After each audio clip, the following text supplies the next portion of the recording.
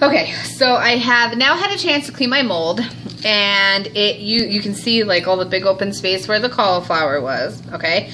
I have not only taken out the cauliflower, and a quick tip, like generally the sturdier or more stable your pieces that you're molding, the better.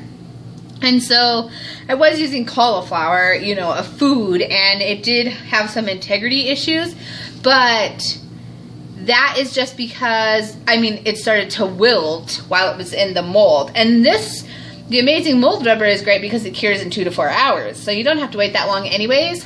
I just had trouble getting out the cauliflower, so I boiled it. And it got really soft, and then I was able to like get it out. It had like the consistency of mashed potatoes.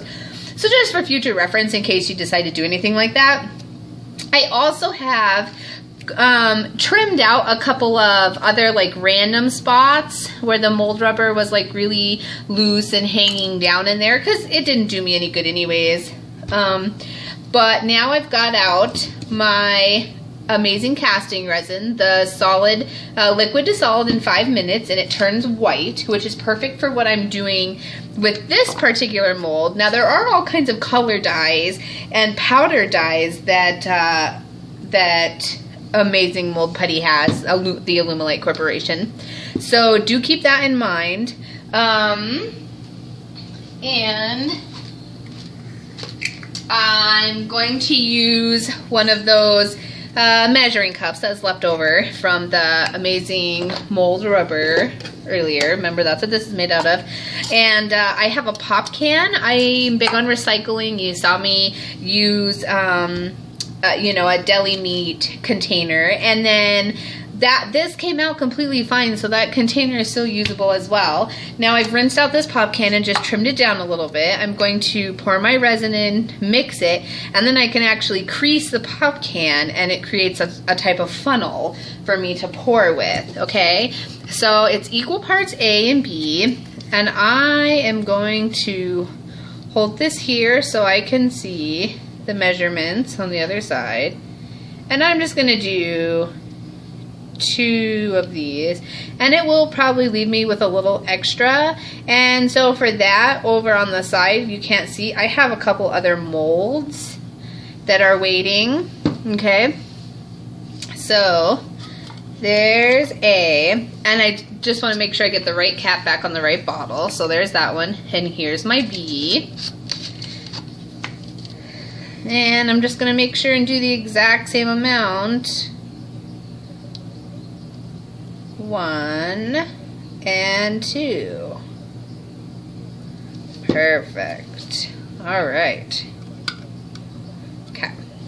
And I am working on a non-stick craft mat, so everything can wipe up and will peel off very easily.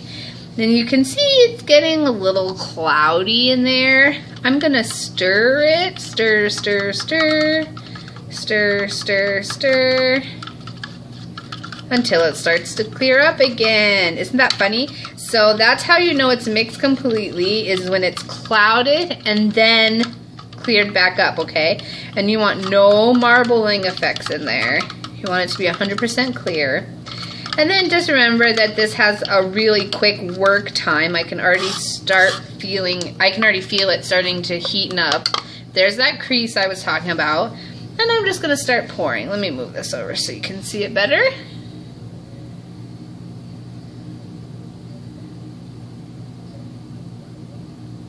There we go. Okay, that one was a little much. But the wonderful thing about this is you can trim it. You can trim the resin once it's cured.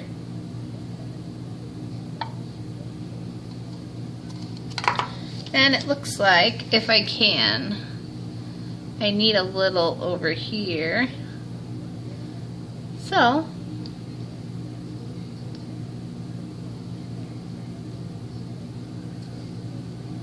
I thought I might have a little extra resin. Turns out I need a little more.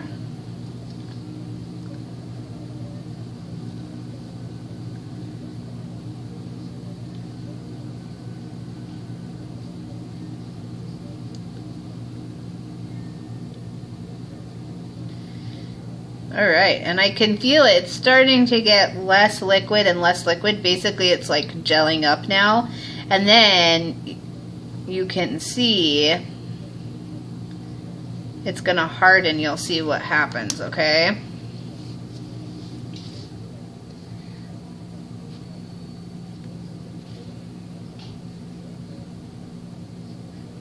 Alright, and I'll be right back with cured resin, okay?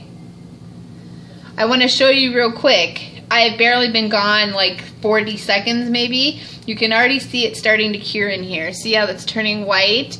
And that white is just going to spread from the center to the outside. And where it's thickest, the reaction happens quicker between parts A and B because it's heat-based. And so that heat fuels the reaction. See that? Alright, I'll be back with fully cured molds, okay? Or casts, I mean, fully cured casts. Okay, so you can see I was transferring over the resin earlier, so they did get a little messy, but that's alright, because I'm just going to trim them up. They're still a little warm, which actually helps, and they're just going to pop right out. See that? The mold rubber is superbly flexible.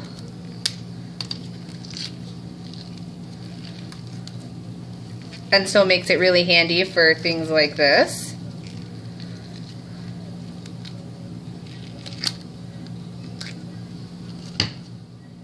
Doesn't that look like the perfect little cloud?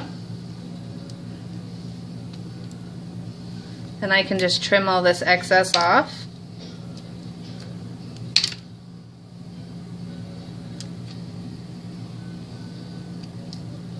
That might take a little more, that's alright. Let's see our little guys. I haven't done little small ones before, so these are really exciting to me because they're like perfect little accent pieces. And I'm just going to adhere them down to my canvas with just some craft glue, premium craft glue. See, and there's that extra flash, that extra side, and just trim it off. And if I'm worried about how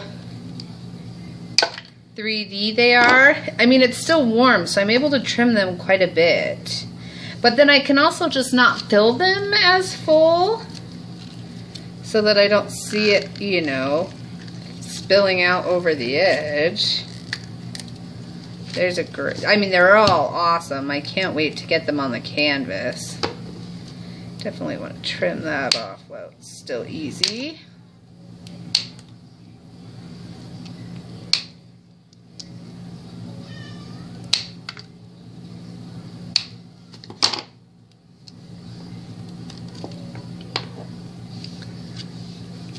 And the mother.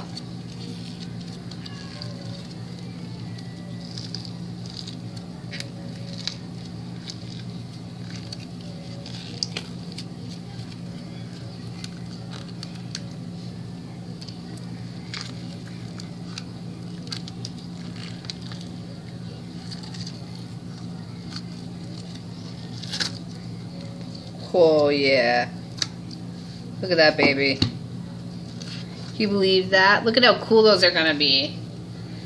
Alright, so we've got amazing mold rubber molds and quick cast clouds that'll be perfect for any mixed media or any piece. I mean, now look at the depth on those because of the pieces of cauliflower that I molded, but look at this smaller one in comparison, okay? So do keep things like that in mind when you're working. Like, you wouldn't want this on the front of a card or even paper craft like a scrapbook layout, but it'd be perfect for a nice big thick altered canvas or something, which is what I'm doing with them. So thanks for watching my superbly long video.